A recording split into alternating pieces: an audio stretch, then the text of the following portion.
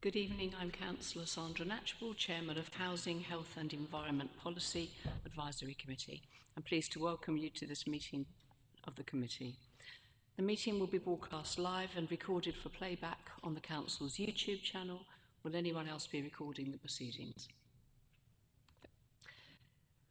I ask so that people at the meeting will know if this is happening. If the fire alarm sounds during the meeting, please remain seated and members of the Democratic Services team will assess the situation and give further instructions on the evacuation of the building if necessary. Item 1, apologies. Apologies have been received from Councillors Joy and Springett. Are there any other apologies? Yes, I believe Councillor Mortimer has emailed his apologies in as well, and I'll pass them on as well. Okay, thank you. I have received apologies from Councillor Springett and Councillor Joy and Councillor Mortimer. Yeah. Okay, thank you.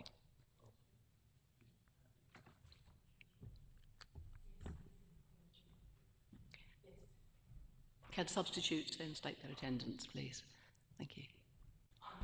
Oh, okay. So Councillor Wilby for Councillor Mortimer. Thank you. I'm here as the Cabinet Member. Okay. Thank you. Sorry, Madam Chair, could I just clarify, did you take Councillor Rawdon's apology? You got that, yeah? Yes. Yeah, Thank you. Thank you. Item 3, urgent items. There are no urgent items. Item 4, notification of visiting members. There are no visiting members.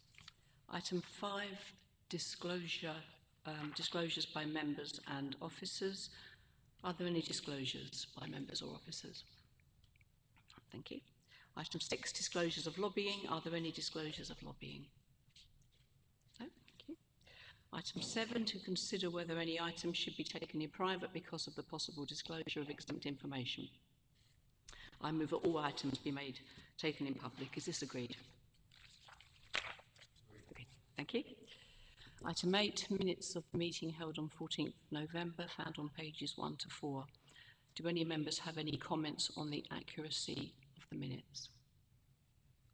No, thank you. I move that the minutes of the meeting held on 14th November 2023 be approved as a correct record and signed. Is that agreed? Thank you. Item 9, forward plan relating to the committee's terms of reference, found on pages 5 to 9. Are there any comments on the forward plan, or does the Cabinet member wish to make any comments? No? Thank you. I move that the forward plan be noted. Is that agreed? Thank you.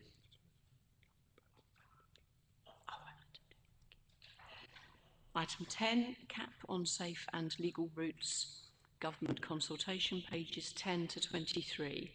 And this is to be introduced by Councillor Burton, the Leader of the Council. Thank you.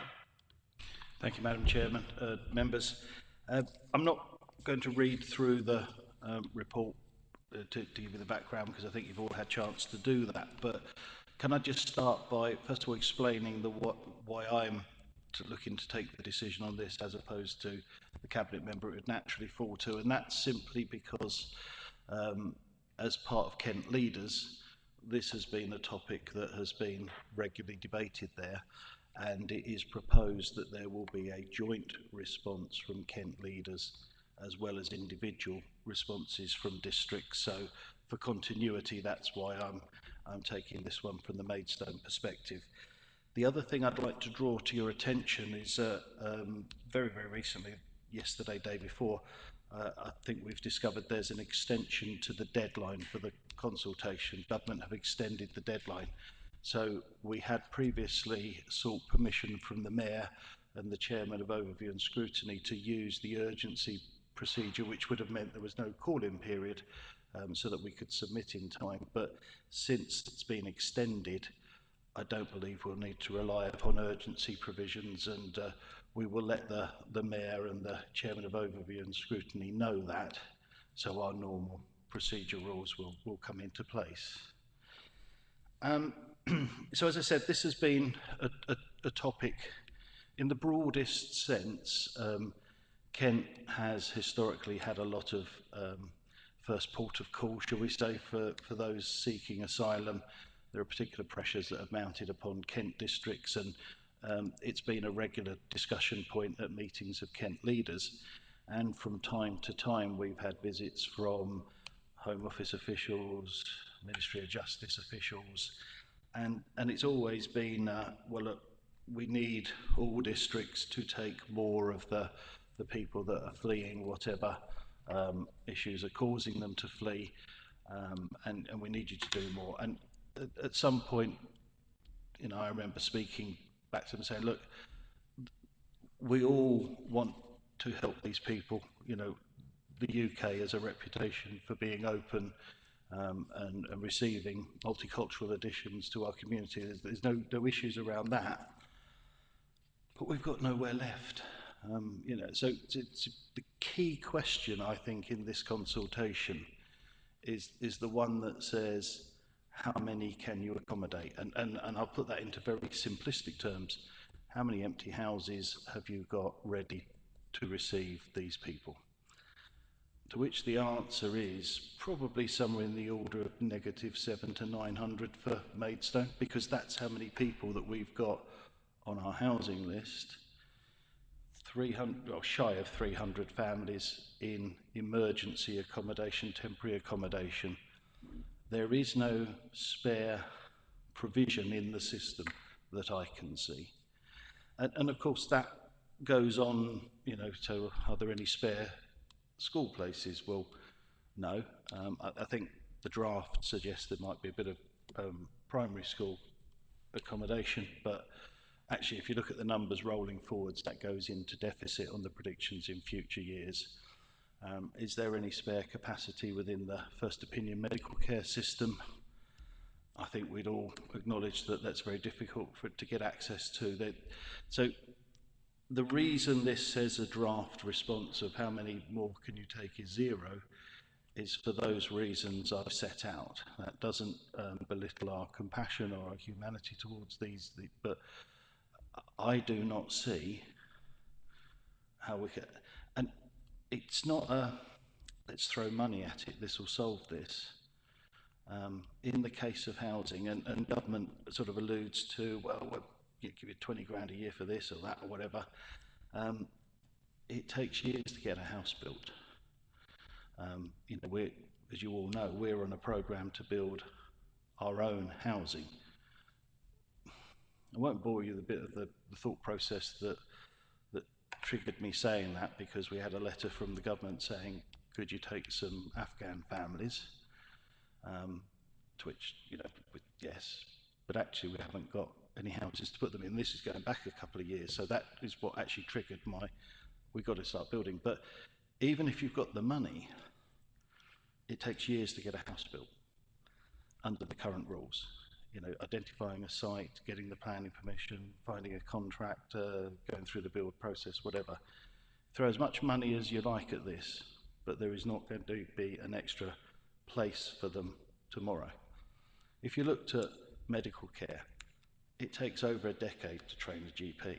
If you throw money at it, and I think that there's a deficit within those skills, and I know there are other medical practitioners that come into play now, and there's different ways of cover, but fundamentally, we need more doctors and people, and throw money at it, but it's a decade plus to get them into the front line addressing this. So sadly, that's the position I think we find ourselves in.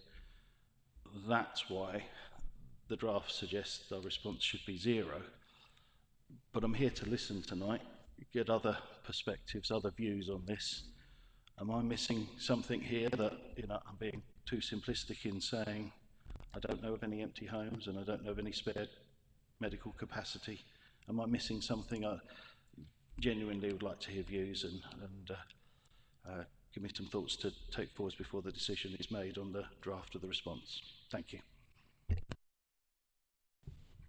Thank you, Councillor Burton. Does anyone else have anything to add to that? Councillor Jeffrey. Thank you for introducing that. Can I just, so there's a couple of bits in here of questions before I carry on.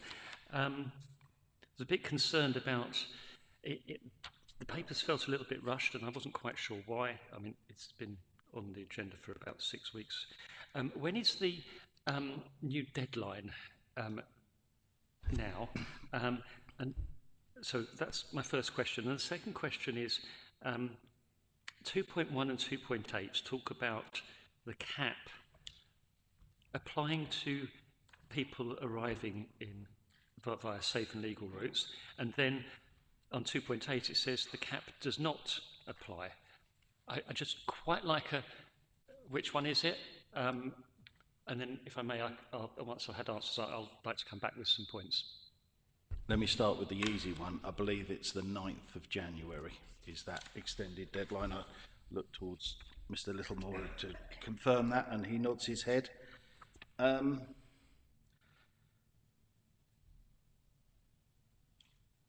you have an answer to that second part? I think I know what it means, but there's...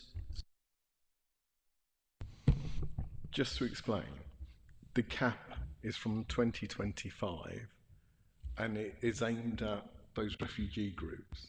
So you can't put a cap, I don't think you can legally put a cap on people entering the country, then claiming asylum. So this isn't a cap about asylum seekers, whereas the Immigration Act, or the Illegal Immigration Act, is intended to deal with people arriving illegitimately and then claiming asylum. So you're quite right, it can sound quite confusing, but you need to differentiate between the two. So what we've been consulted on is just how many refugees we would accommodate from 2025.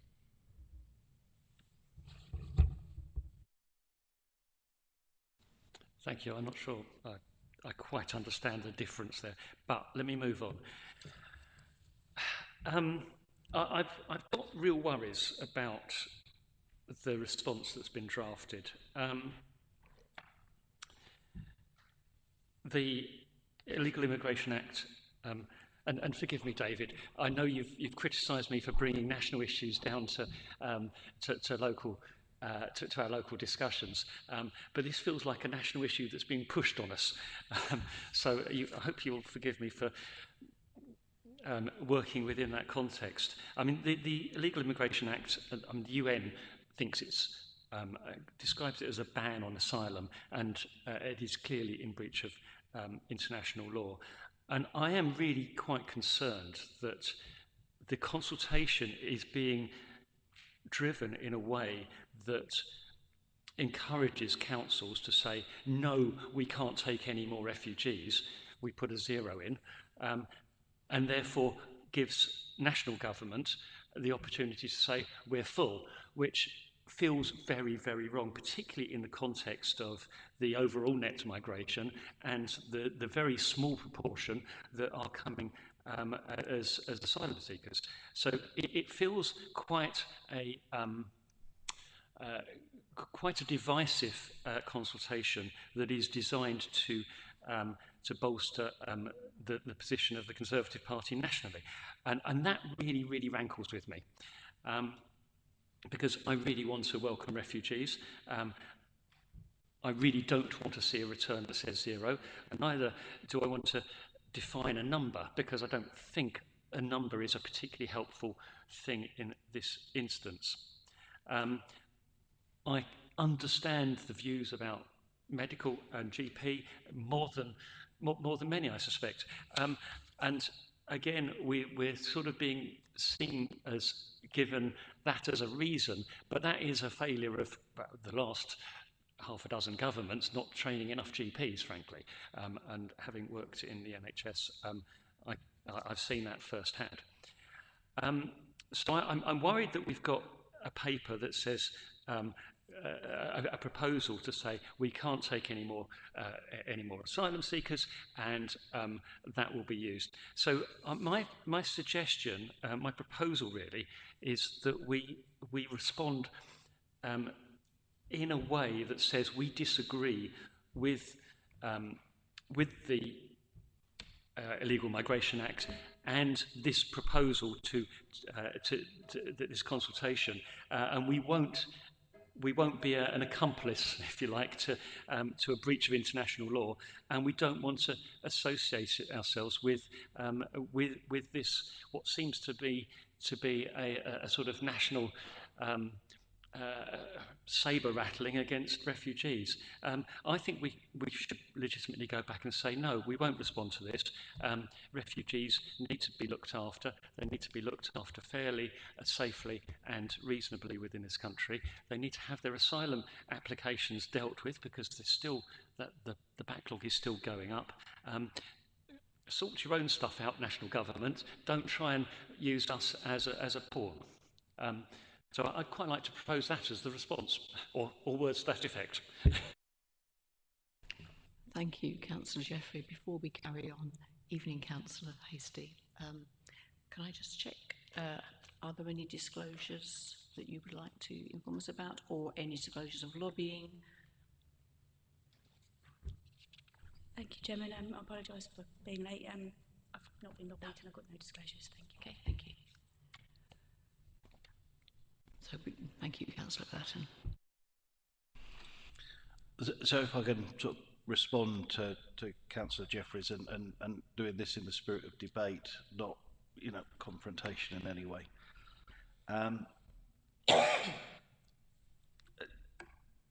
We're not being asked to comment on the Immigration Act or whatever.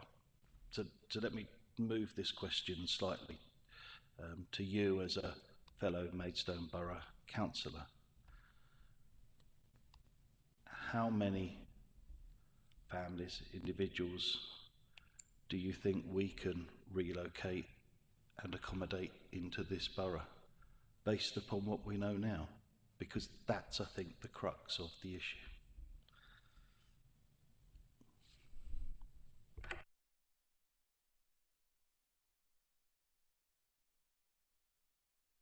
Councillor Wilby. Thank you. Thank you. So just to go back to that, about how many places we know we've got empty properties from the council tax process within. It also asks in this consultation about how possibly of ways to actually house people.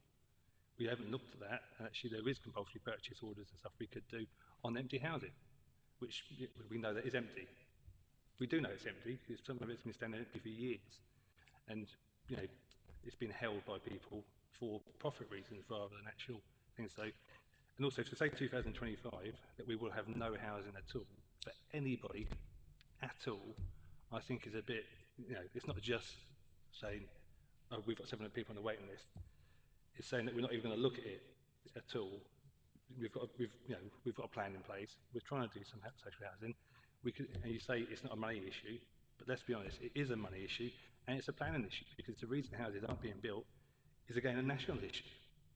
So to agree with Councillor Jeffries, we have having something pushed on us from a national level to comment back on to basically support the national government.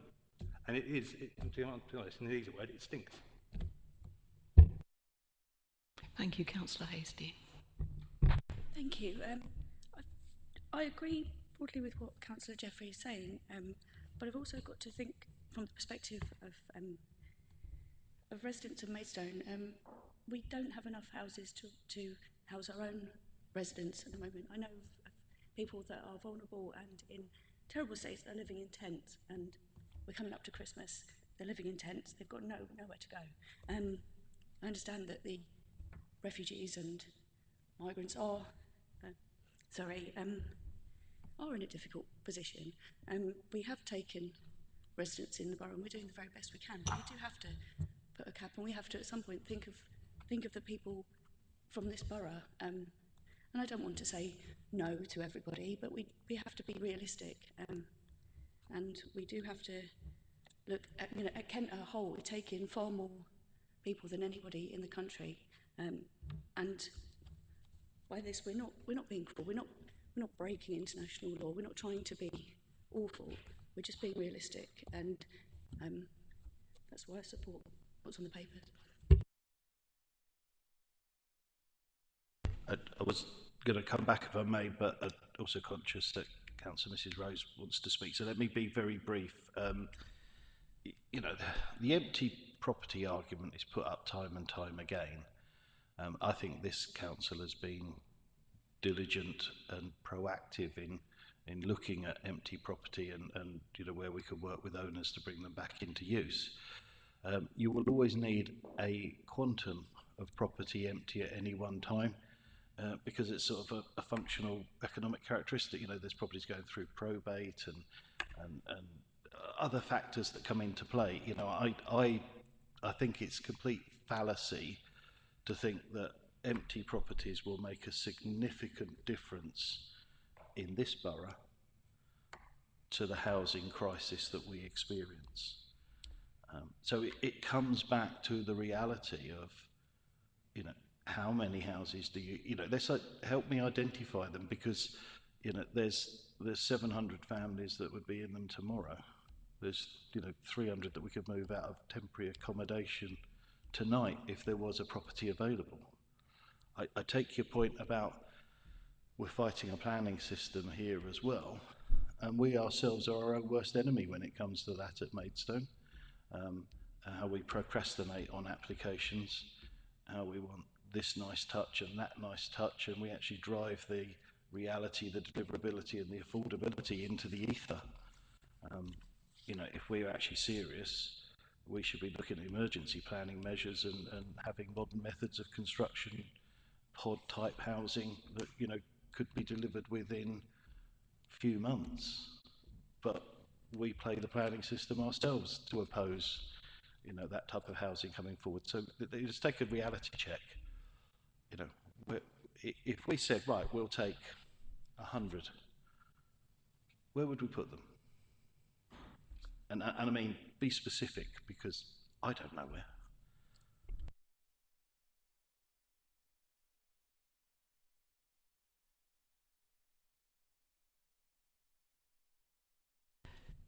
So from my own point of view, I would say that to accommodate 750,000 in 1 year, and that's all the added pressure on the housing, doctors, schools, NHS. Are we not being irresponsible? If we take in more people, are we not being irresponsible because we have nothing to be able to support them? So on the doctors, for example, one of the reasons why a lot of doctors have left the country, for example, we're saying about healthcare, because we've made it a toxic place. And a lot of people they emigrated here and emigrated back to their home countries within Europe. This, again, as Councillor Jeffries has said, is driven from a national thing down for us to respond back and be a pillar and give them the numbers to say, yes, nobody within the South East can house anybody. We were right in our policy. That's what this is about. Let's be honest about it. Okay, yes, we have issues with housing. We found housing over the COVID period for the homeless people. No, but we did find the places. We did home the people. Okay, as Councillor Brenner said, we haven't actually said in this document, well, no, we can't house anybody. But however, if you did change your housing policy and your planning policy, there may be a possibility of it. We haven't actually responded in any of that. We haven't given any. We've just said zeros, rather than any capability, I think, to tell you the truth.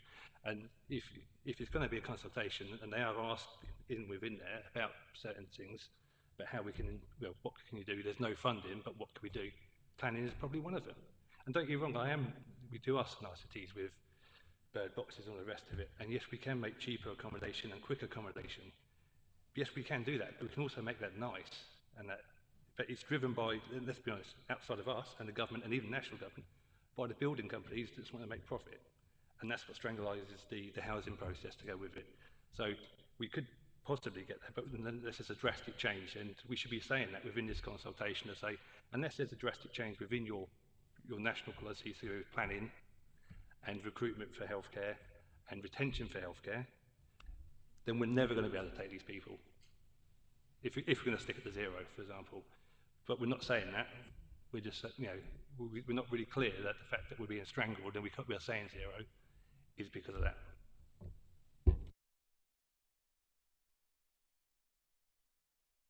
Councillor Rose. I think it's a very vexed question, and I do commend Councillor Burton, and I can understand that he really has a great deal of feeling and care about this whole situation, as we all have. It touches our hearts very much, I think, really, but one thing I'm really thinking about is that we have discussed housing, we have discussed the difficulties involved in housing, and we've done that in the last couple of meetings that we've had discussing this. It's a very vexed question, but I think really when it comes down to it, we have got to think about our own people. We've got to think about how we care and how we look after our own people. We've got to think about everything that is put in place to care about other people that we would have and we would want to come in and look after and care for if only we could, when we can't and have problems looking after our own. So therefore, what I have to feel really is that we should be thinking about our own people first before we are forced or feel that we really need to look after other people. So, and I think I do commend everybody in their thoughts and feelings about this, and we're not just pushing it under the carpet, we're really thinking about it and caring about it and discussing all the points that are involved in the whole situation. And I think that is commendable that we do that. Thank you. Thank you, Councillor Rose. Councillor Jeffrey. Councillor Burton, you've asked a couple of times how many houses, and I'm going to continue to dodge the answer. Primarily because I do not think we should be playing this game. We should not be playing to the national government's tune on a politically charged consultation based on an illegal bill. But I think in addition to that, and Chair, you've mentioned a figure of 750,000. I'm not sure what that related to, but well, that's not. It's still a pressure on the infrastructure, whether people are coming in. All I can say is that 750,000 people, near enough, have come into the country that need our help one way or another. Well, I'm not sure I recognise that figure. There was 1.3 million net migration in the last 12 months. About 40,000 were asylum seekers. So I think there is a huge non-asylum seeking migration into this country, which I don't have a problem with, but clearly we've managed to cope with it. And yet here we are talking about the 4%, less than 4%, that are the most vulnerable people in the world, the most troubled people, the ones that need our help most. And I'm hearing that we've got local families in need. I recognise that, absolutely. And we ought to be doing far, far more for them. We need those GPs, we need those houses, etc., for those people in need. But we all have the possibility of being refugees as well. And what I would be utterly aghast to know is if I became a refugee, that country turns around and says, no, we're a bit full, particularly at Christmas. I don't think that's ever happened in the past, has it?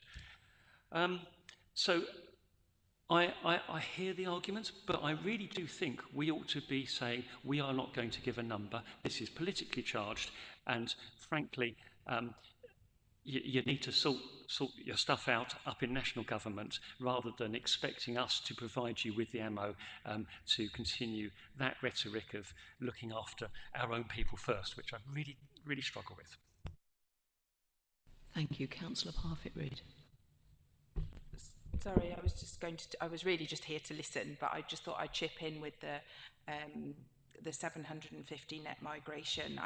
To say that we have coped with them, I would say isn't true, because the fact is we do have lots of people in temporary accommodation. I've got a son that is trying to get a flat in Canterbury. Cannot get one. He's put his name forward for so many rentals, and there are hundreds of people going for those flats. To say that we have taken those people in and coped, I don't think we have.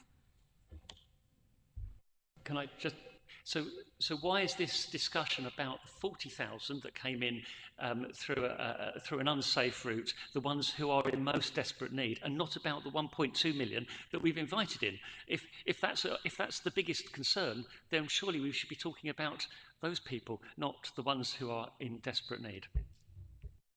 Well, I think I would agree with you. I think that it is a bigger problem than what is being just condensed here. But we have to deal with the what is before us right now, and this is the consultation that we've been given. And you know, obviously, I support where Councillor Burton's coming from, because I see what's happening with our temporary accommodation. You know, we've only got to go out on the homeless count. Or, you know, we do not have enough houses. We are not building enough houses. And as councillors, we debate it all the time. Planning committee, nobody wants houses built. Nobody, you know, people are talking about opposing the local plan. You know, so we need houses, we need homes, and we need to build them. Thank you, Councillor Garton, then Councillor Hastie. Thank you. If I may assist Councillor Jeffrey, I think you said earlier you didn't quite understand the answer given. What we're talking tonight is the legal migration route. People who go to an embassy, British embassy in Kabul. We're not talking about people coming on little boats across. They're not affected by this number. So we're talking about those people who choose the legal route coming into this country. And as far as the government is concerned, are we playing to the government? I believe which we don't have in front of us tonight, but the initial consultation paper said you don't need to reply if you don't have any places.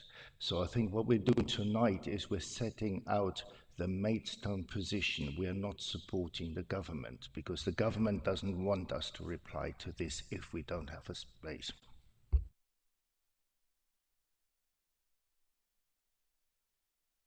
Thank you. Councillor Jeffrey, when you keep saying about the most desperate situations or the most desperate things, are you completely sort of oblivious to the fact that we have people in equally as desperate situations living in the park with the fear of their tent being set on fire or being stabbed? I mean, these are people that have lived in this country their entire life, and I understand that people coming from conflict need help, but you seem to think that that's the only important thing, those people. But we have our own people that are so terrified every night, sleeping in tents in our borough, that I think deserve our help as much more than other people coming from other places, because Maidstone isn't their only option. They've got other places in the country they can go. Why do we have to keep, you know, forgetting about those people or sweeping those people under the carpet? They're the most important people to me. And I'm sorry if you think that's being conservative and horrible about it. It's not all about people coming from other parts of the world. We have to look after the residents in this town and this borough, because, you know, we don't have enough money or houses for everything. I'm sorry. Thank you, Councillor Hastie. Councillor Jeffrey. If I may just come back briefly on that. This isn't either or, is what I'm saying. And I do think, and I think you're absolutely wrong in terms of they are just, the people in tents in our parks are just as in a similar need or worse need than those refugees, because frankly, some of those refugees may or may not have a state that they can move to. They may be on their own, they may be children. hopefully, at least some of those people camping in the park will at least have citizenship. And they do have people looking after them. I say hello to them whenever I see them. So I don't think this is an either-or, but I really do not think we ought to be playing games. I did put a proposal on my first speech. Yeah, I'll second it. And so is a seconder, please. Okay, thank you. Councillor Burton, then Councillor Garton. Thank you. I'd be grateful for some confirmation of what that motion is, because I'm not clear. Look, I fully respect people's entitlement to a view and an opinion on this. The one thing that offends me so far in this discussion is that somebody might think that this is a game. I don't think this is a game. I think this is deadly serious. So I'd be grateful that that's clear in people's minds. This is really serious. This consultation response is not about how many people should we help. It's about what capacity do you have to take people. That's how I'm seeing this, and there seems to be a huge avoidance for wanting to face that question.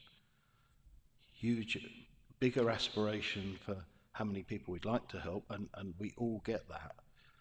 But what capacity do we, Maidstone Borough Council, have? And I only can base it on no, and I think the future will be an extrapolation of now. That's the question I'm not hearing any answers to.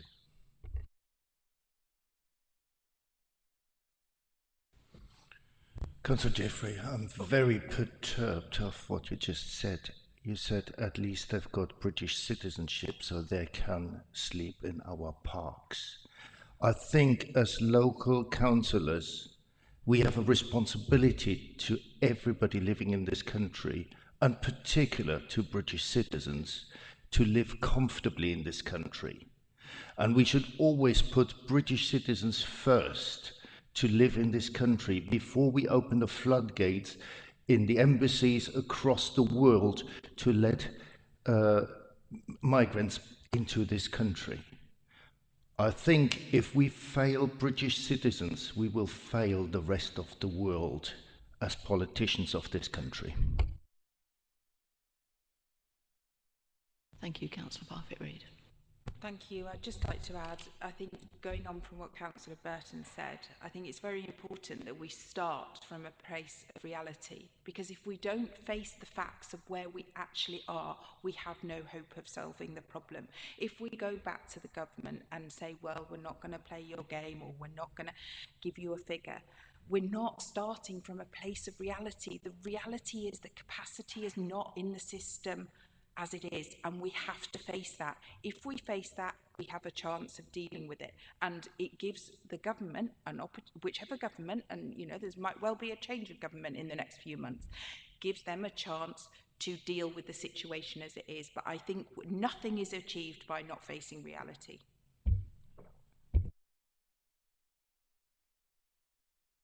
Thank you, Councillor Parfitt-Reid.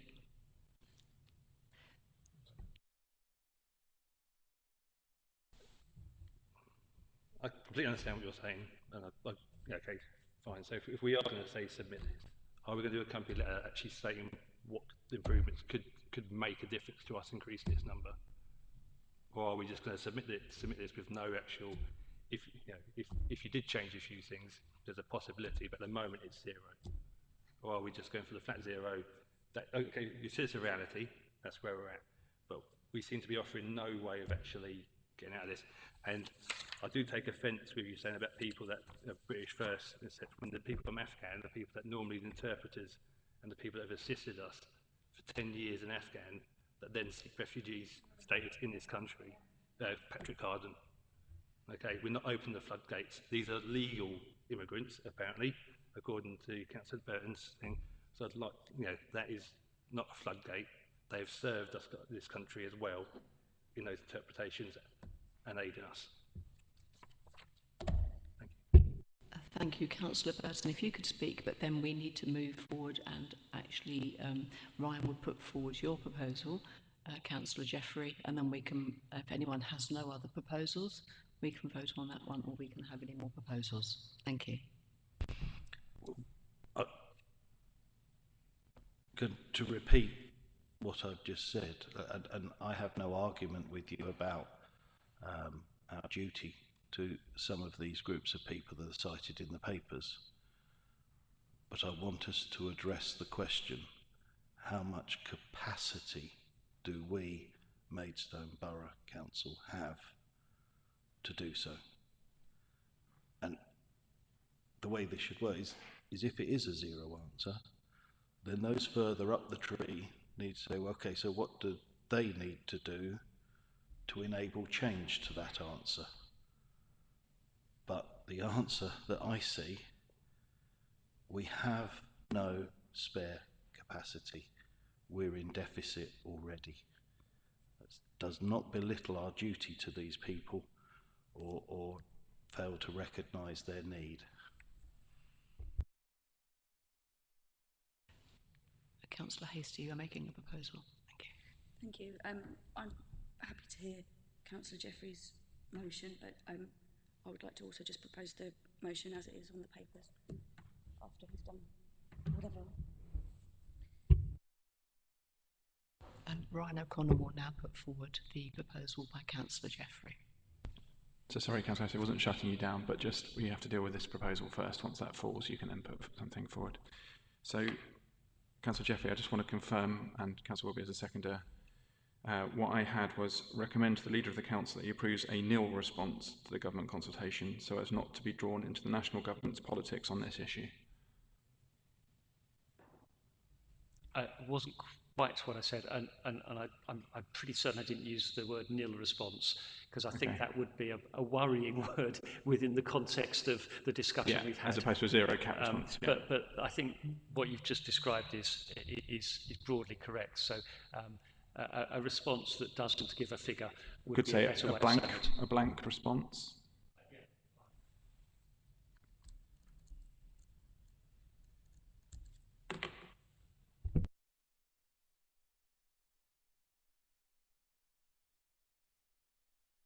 Okay, we'll take this to the vote. Councillor Jeffrey's proposal, if people could vote. Madam Chairman, I need to hear what's said because it might influence the decision I make tomorrow or the day after. What actually is this motion? Could it be read out verbatim of what the motion is, please?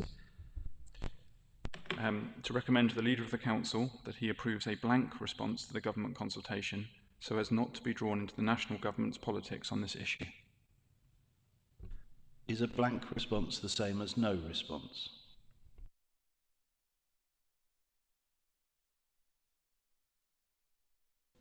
I think in terms of this is a policy advisory committee and you will need to interpret that as you see fit, but my feeling from the motion is that it is not no response, it is we do not want to respond because we don't want to be drawn into national politics.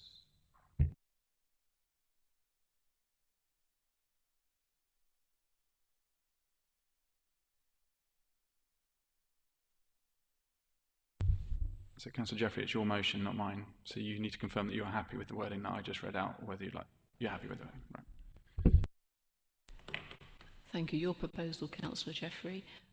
Could people vote if they are for that, please?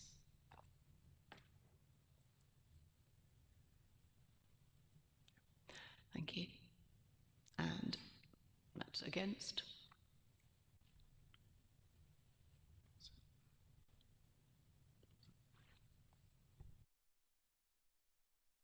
Thank you. The motion passes.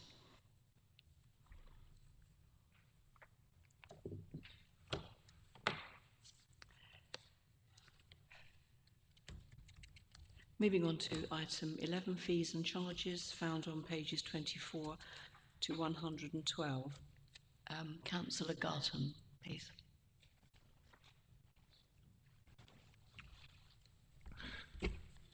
Pretty much as per papers. I'm sure members read the papers already. This country, like most countries, suffered inflation over the last year. So in order to keep up with the value of the money, we intend to increase the charges by 5%, which is less than the rate of inflation over the last 12 months. You may go through the tables in a little bit more detail. Overall, it is 5%. I think you will find some discrepancies in the discretionary service, particularly the crematorium and the bereavement services. Now, this is basically a business which the council operates rather than a statutory service. As such, we follow the market rules or the market value of the particular services on offer, and therefore I trust very much our very competent manager of the crematorium to put the fees at the right level for the current market value. So you will see some rather steep increases in some points and no increases at all for some other services. So that reflects very much the market value, otherwise across the board 5%.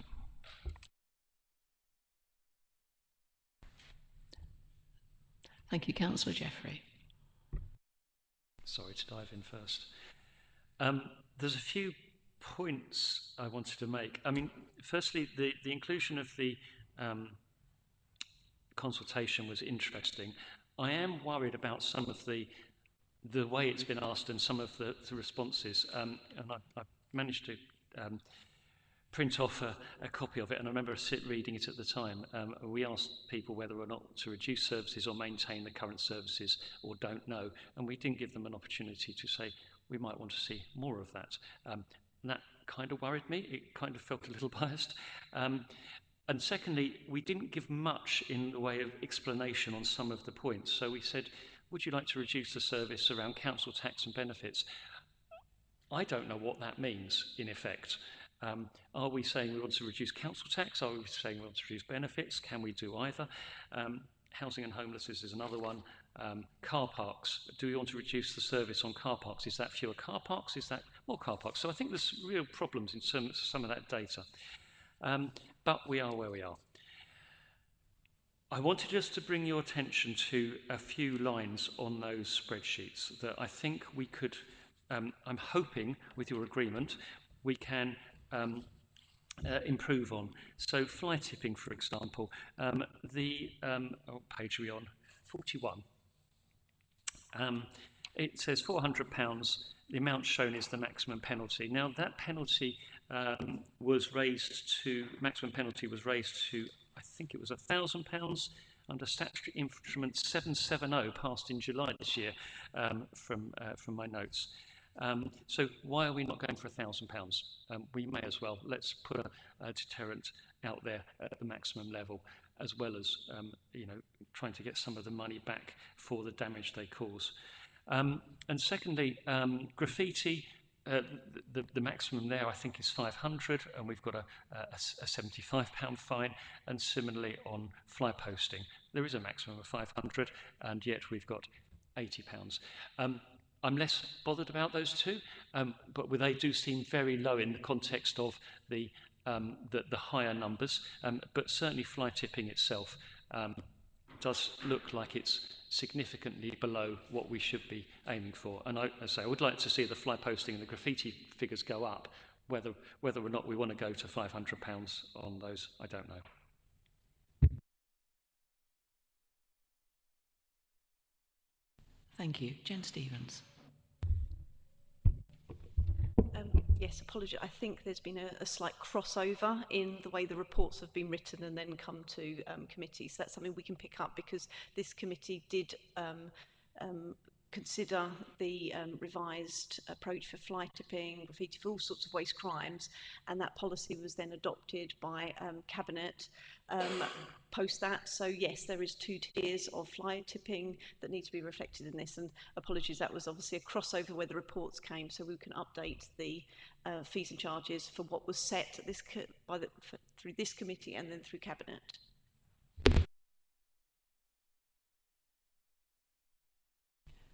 Thank you. Does anyone else have anything to add on that? I'd just like to propose on some papers.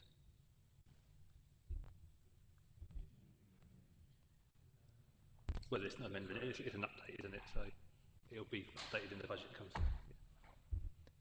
So this is that the committee recommend to the Cabinet to approve the fees and charges. With the updated fines. Yeah. With the update, yeah, okay. As detailed in Appendix A for the Housing, Health and Environment Policy. Yeah, everyone's happy. Thank you. Is that seconded? Thank you. That's carried. Thank you. I now declare the meeting closed. Done it? Sorry. Sorry? There was no dissent from the room, so to you, Chair. You can take a vote. We have actually voted. I proposed. Michelle seconded. Okay. Still need to vote. So. Sorry, who would like to vote for that the committee recommend to Cabinet to approve the fees and charges as detailed in Appendix A for the Housing, Health and Environment Policy? Could you raise your hand? Yeah. Thank you, that's carried. Thank you. The meeting is now closed. Thank you.